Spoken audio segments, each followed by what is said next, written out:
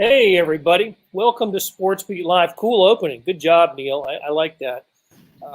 We are a couple hours after the Chiefs' 34-20 victory over the Houston Texans, and we are here to talk about that game and everything that happened in the game, before the game, and what coaches and players said after the game.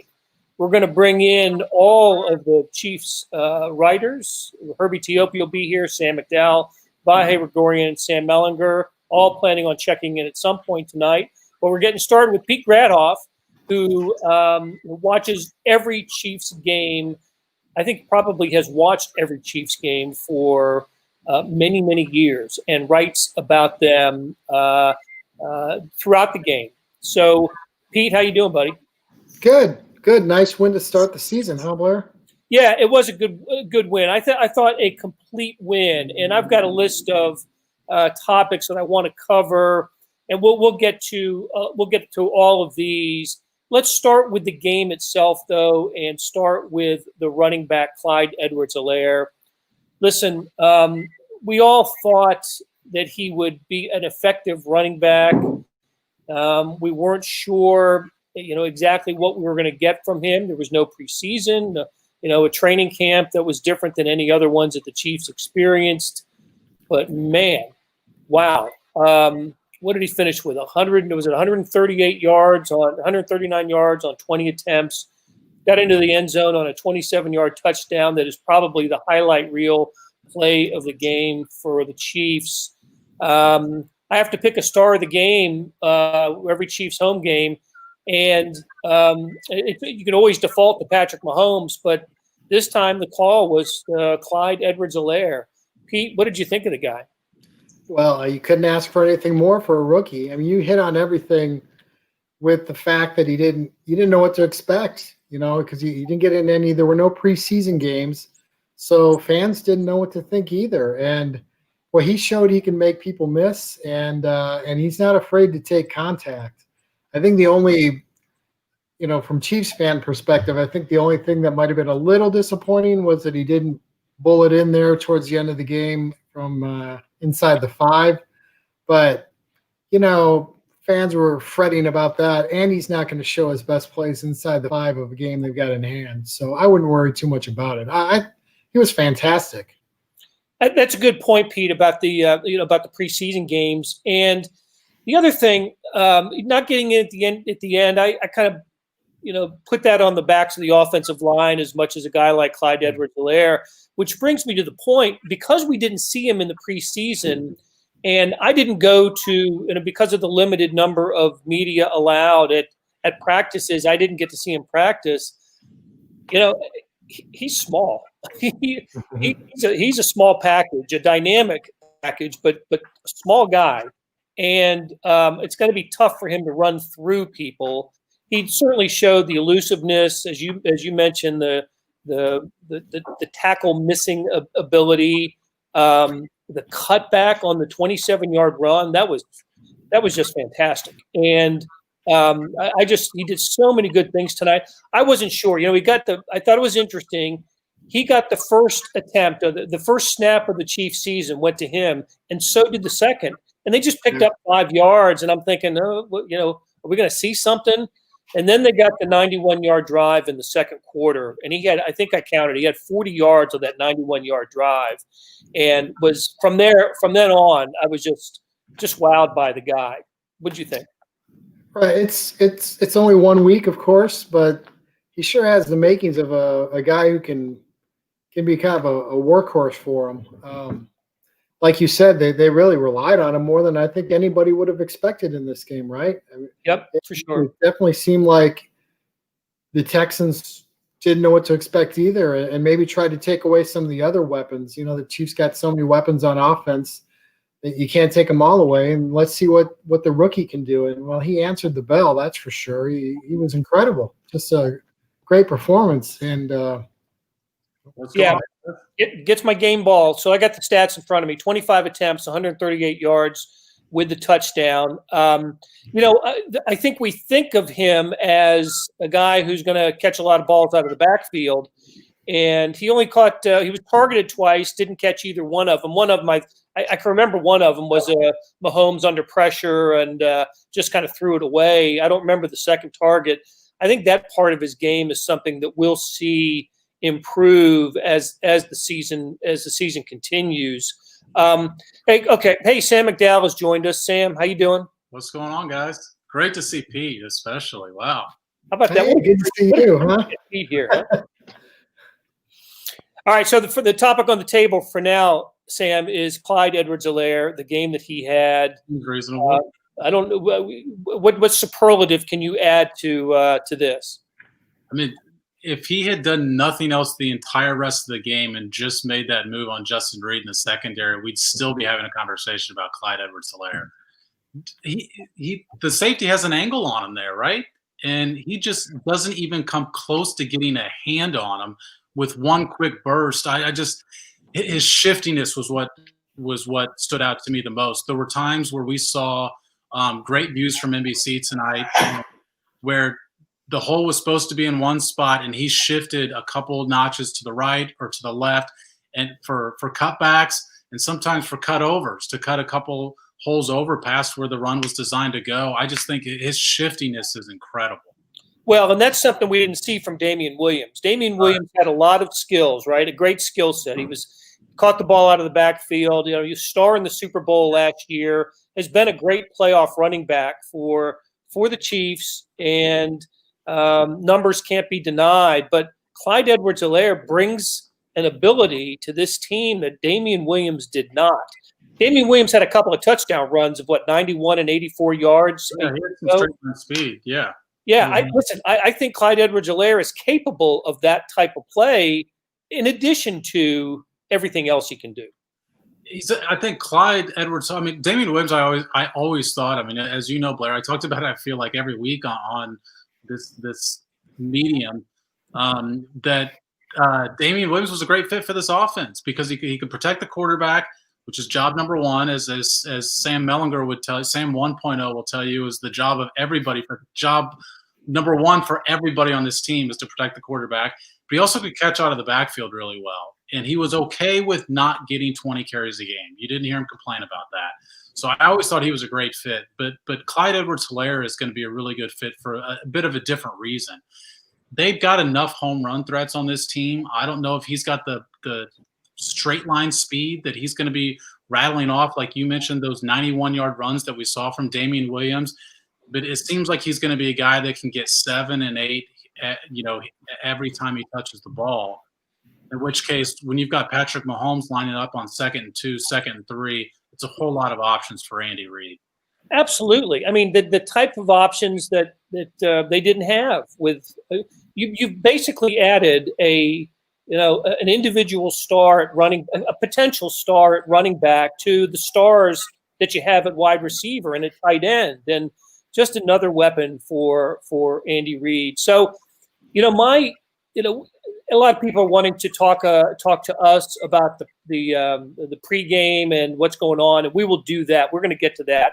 I wanted to get through the game first. Sure.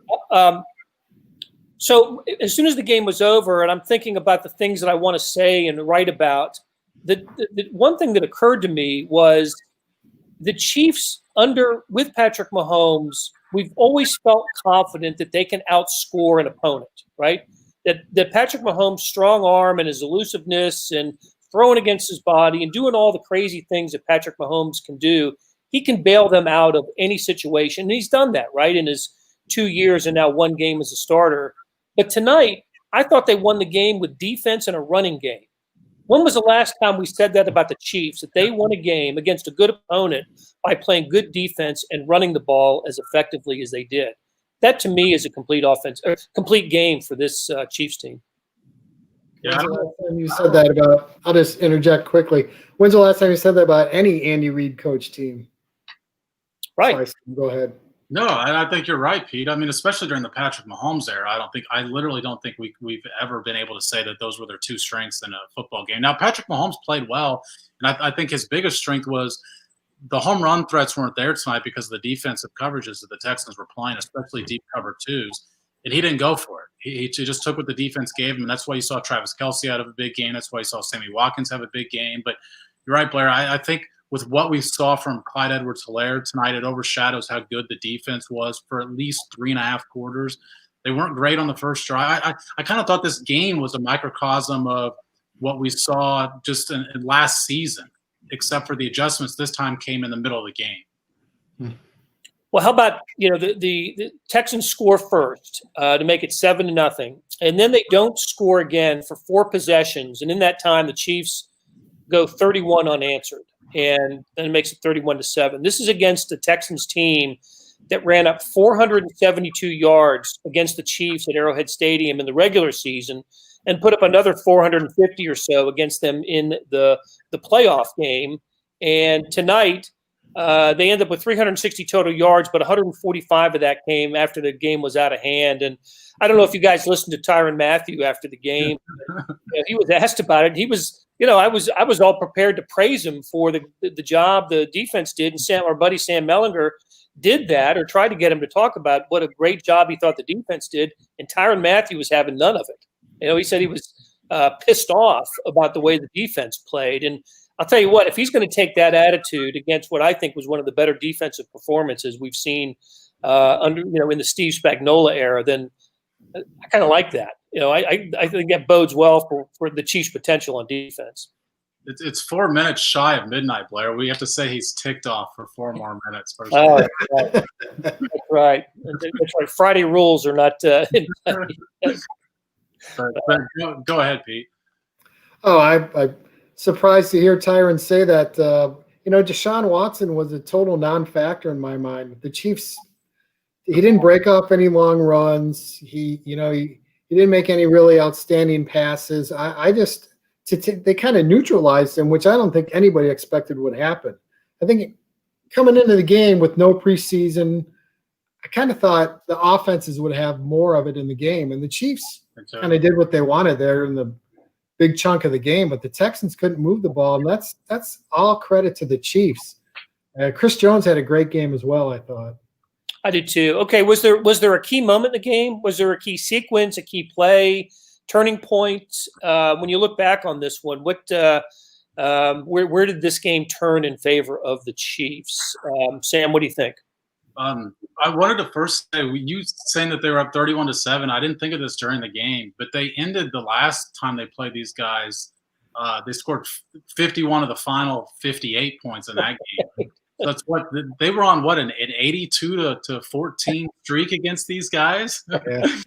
I mean, the Texans have to be tired of seeing this team, and they're not going to advance to the spots in the postseason without seeing this team, I don't think. But to get to your question, to me, the play of the game for sure was the Clyde Edwards-Helaire touchdown. That was the play that made you just say, "Whoa, look at what just happened in this game."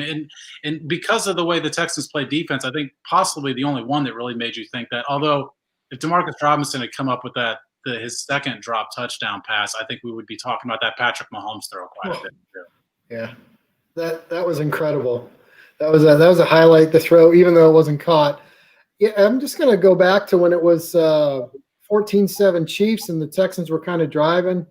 The defense stopped them and made them try a 51-yard field goal that they missed. The Chiefs went down, kicked the field goal at the end of the half, then got the ball and scored on Clyde's touchdown. To me, that was kind of a turning point too. It could have been a 14-10 game going into halftime instead of 17-7. I thought there was a kind of maybe a mood swing in the game early when the Chiefs went for a 4th and 1 in the first quarter to keep alive their first touchdown drive. And I believe it was on the Texans' next possession. They didn't go for a 4th and 4 at midfield. And I know Chris Collinsworth made a big deal of it on the broadcast, but I just think at that point, maybe that came later in the half. I don't exactly remember. There weren't many possessions in the first half just because the Chiefs went, 16 plays and 91 yards on that one drive. But I just think, the Chiefs showed some boldness, and I played the percentages, and I think this team is always going to go for a 4th and 1. And Bill O'Brien and the Texans with a chance to, with a quarterback who's the second highest paid player in the game and with weapons on his side, decided to punt. And that did set up the Chiefs' 91-yard drive that put them ahead. So I don't know. To me, that's when the kind of the mood of the game swung. I just thought that Chiefs are playing to win this thing, and the Texans, playing the percentages. And I'm just not sure this is against this offense that you can play the percentages in this way. Hey, let me make another point here I wanted to ask you guys about. One of the things we talked about, look, this is a good chemistry team. There's no dissension at all.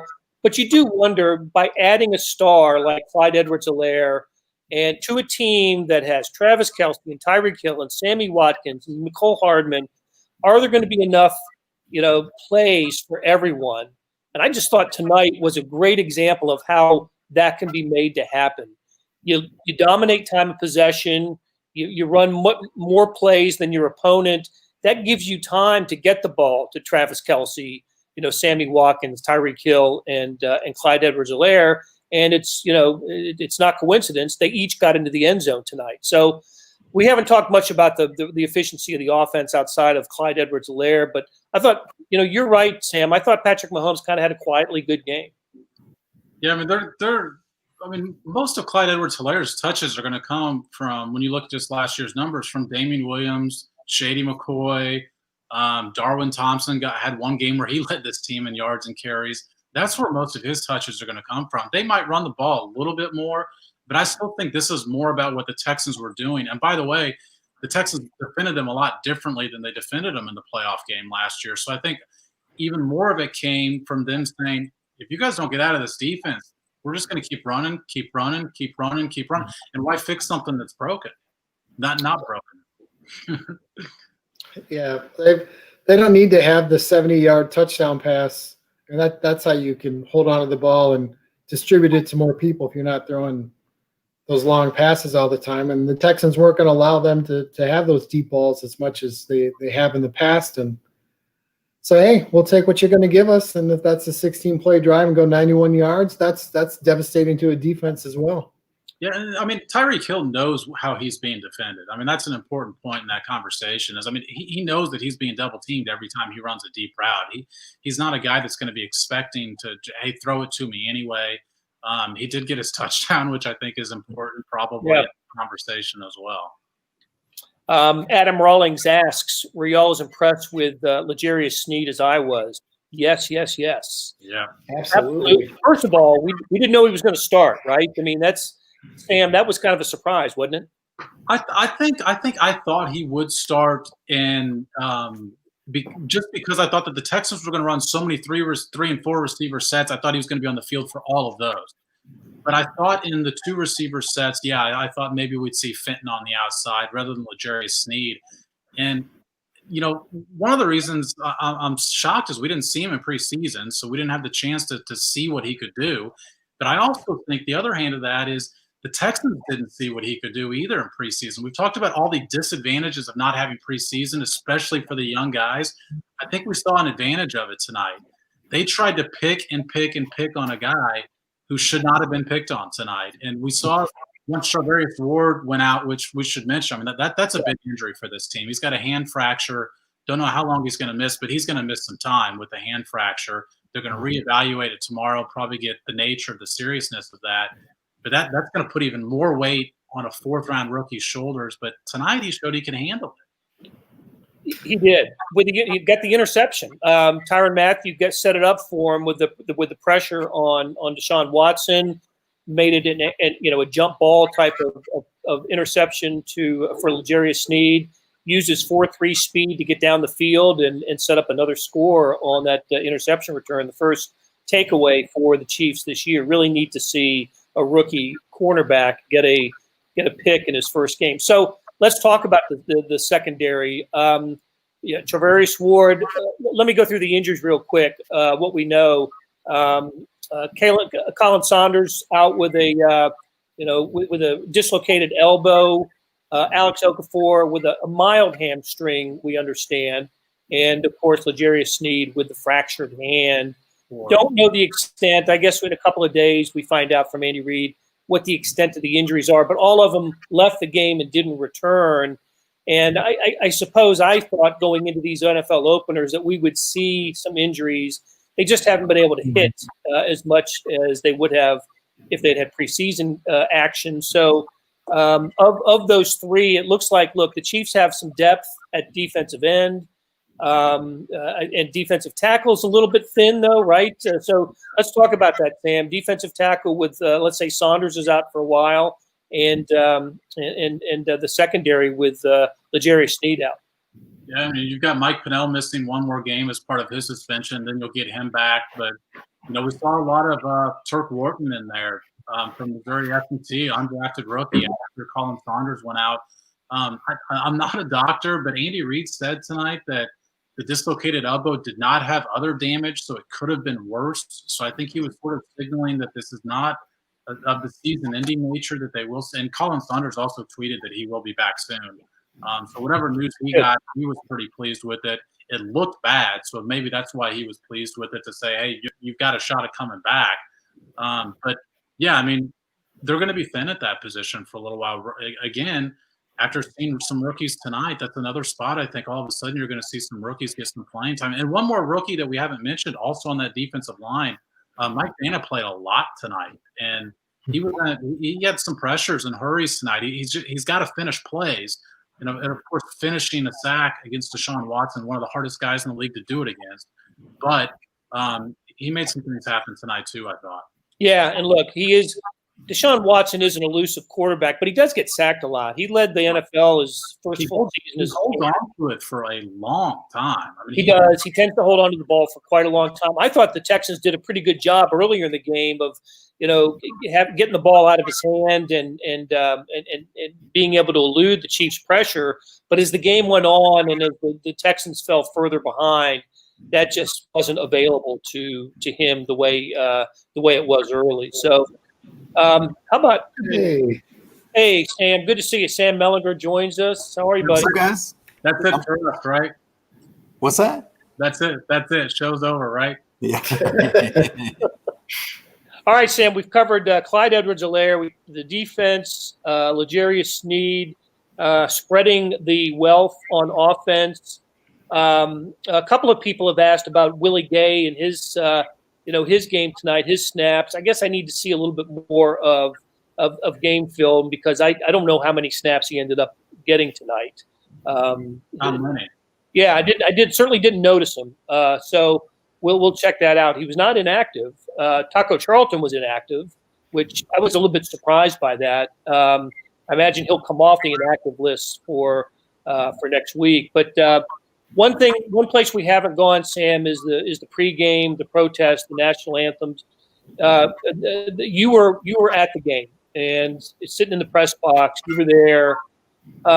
Let's go through just what you saw and what you heard, and starting with the Black national anthem, I guess is what it's called now, where the Chiefs lined up, along the end zone, right, shoulder to shoulder, and the Texans left the field for that. So, what was the press box talk about that? It was strange.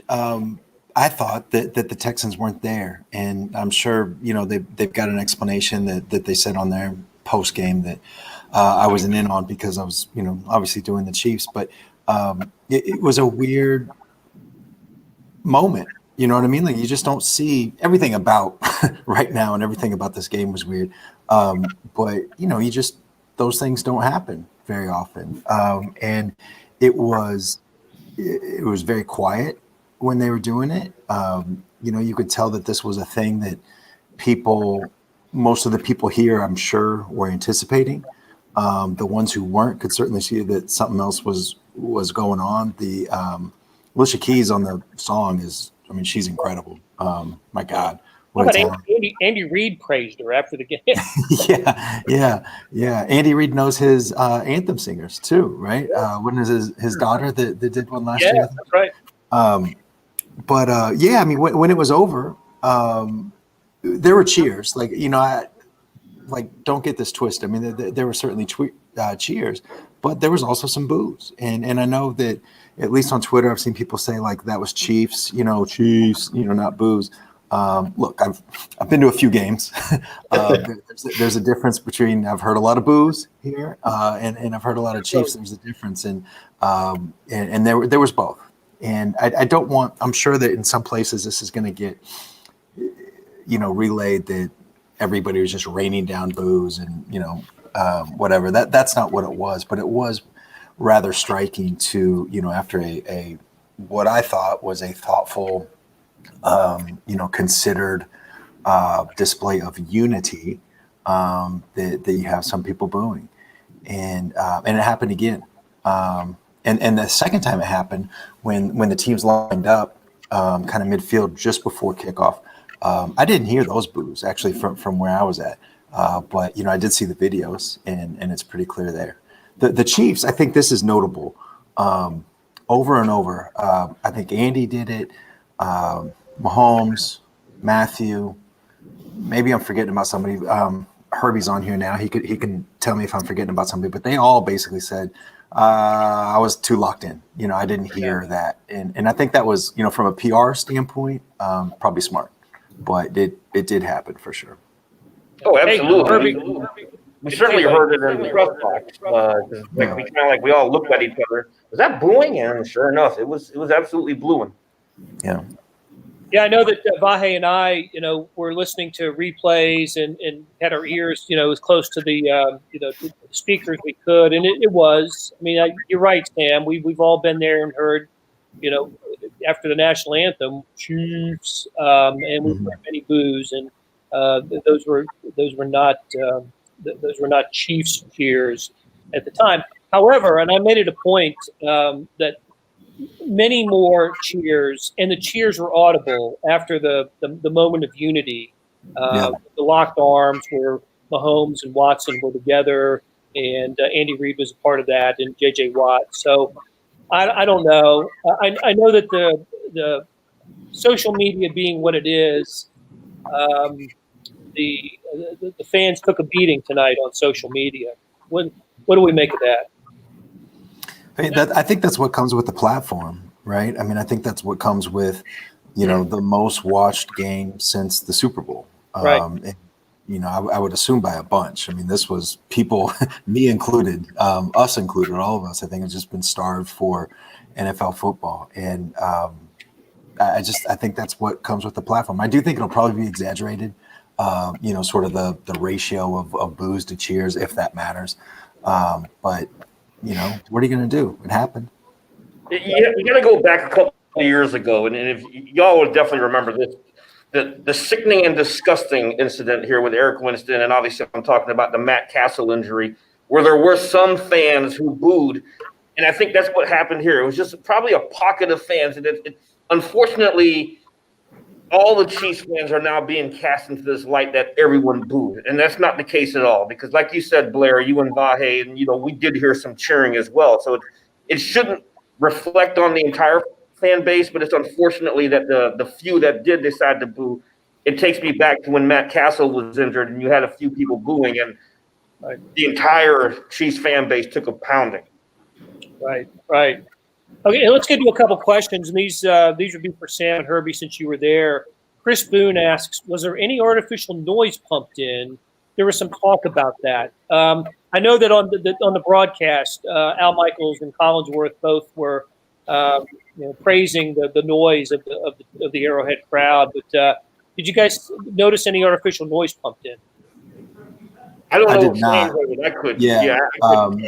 That's not to say it didn't happen, but that's not what I heard. But I do think this 15,985, I think, was the announced crowd. Yeah. And the per capita noise was very high. They showed up. They sure did. Yeah. Hey, Vahe Dorian has joined us. What's up, What's up, buddy? Hey, y'all. It's nice to see half your face, Herbie. That's about as much as I want to see. Hey, unlike Sam, I'm following the Arrowhead press box rules about mask on at all times. And they just yelled down the hallway, hey, welcome to a COVID environment. They just yelled down the hallway, 29-minute warning. They're going to close in 29 minutes. All right. There's our deadline. Vahe, we've covered a lot of bases. We just finished talking about about the pregame. Let's continue that conversation with you. I know that's what you wrote about, and that's what that will appear online if it's not already there on kansascity.com. What was the tenor of your column? I honestly, I felt like a kick in the gut from that, from what happened with the booing, particularly during the moment of unity. There was something about it that just that really hit me, and I really couldn't believe it. I had to keep kind of trying to listen to make sure that it really was what could be heard, and it just makes me sad. So I just felt like I needed to write about that. Honestly, it's kind of hung over me over the result of the game. Even it just felt like that kind of thing to me. And it's one of these curious situations where Blair and I don't know if you talked about this, Blair, but we watched here at the paper, and maybe it would have felt different. Maybe it would have felt more harsh or more strange at the game, but to see it out here in TV land, it didn't go away from me during the game. So I don't know if you guys felt like that, but that was how I felt. Well, let me say this. One thing that we noticed just because we watched it on television, so we were paying attention to the halftime with Mike Tirico and Tony Dungy, and they didn't address it. Not that part, not the boos. So whatever national perspective from this is coming pretty much from, at least tonight, right, on a national level, is coming from social media. And it was on ESPN after the game. Okay. Talked about it. Well, and the other thing that's kind of interesting, of course, is that either they were being gracious or there'd been some decision made to not really discuss it. But I thought it was a little interesting that the Chiefs, to a man afterwards, said they didn't notice it. It seemed a little funny to me the way that went. And I'm not saying they shouldn't take the high road and avoid it. I just thought it seemed a little funny to me, and maybe just not something they wanted to process right away. Then the other thing I do want to say that to be sure that this resonates is that it's quite obvious from whether you guys from in the stadium or out here watching that the vast majority of fans didn't do that. But there were enough of them that did it that it troubled me. Blair, just to get in a couple of the because the people that did acknowledge it, I think it's important. Patrick Mahomes said he did see the videos afterwards, and I thought he had a really good quote on it. He said, "We just wanted to show unity. We wanted to show we're going to come together and fight the good fight. I hope our fans will support us like they do in the game every single day." And then J.J. Watt completely acknowledged the boom was unfortunate in that moment. I don't understand that.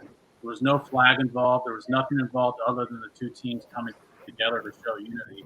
And to me, that's what stood out about it. I mean, this topic has become a debate based on the flag and the national anthem.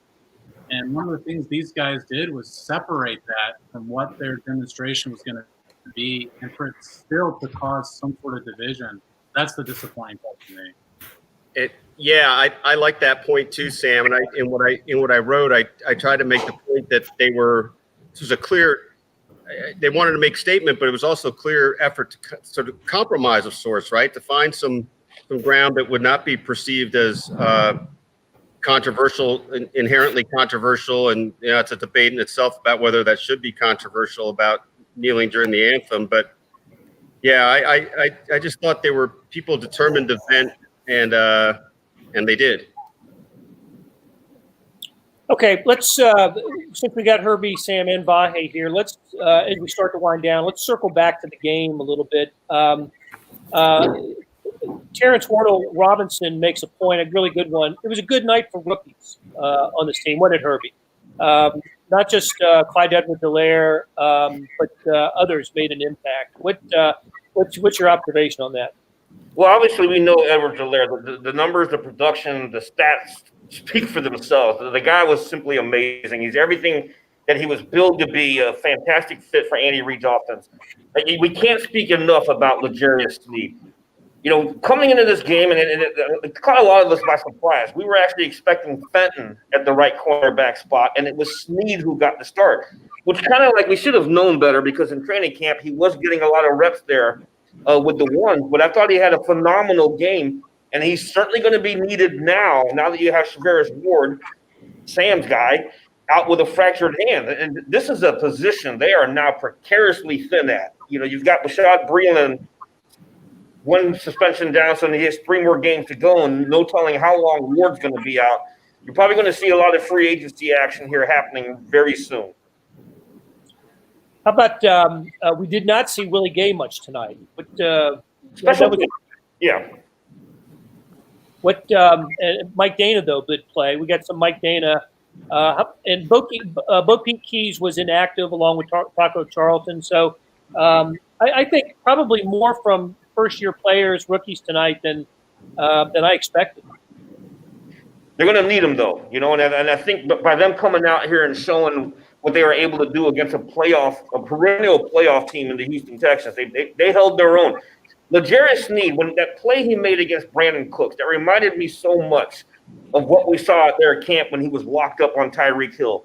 2 speedsters going at it down the sideline, and he stayed with them. And then for him to make that play on Brandon Cooks, a guy who has 4 1,000-yard receiving seasons to his name, that really says a lot about him. And Tyrann Mathieu, after the game, said that he was impressed. He was excited for L'Jarius Sneed.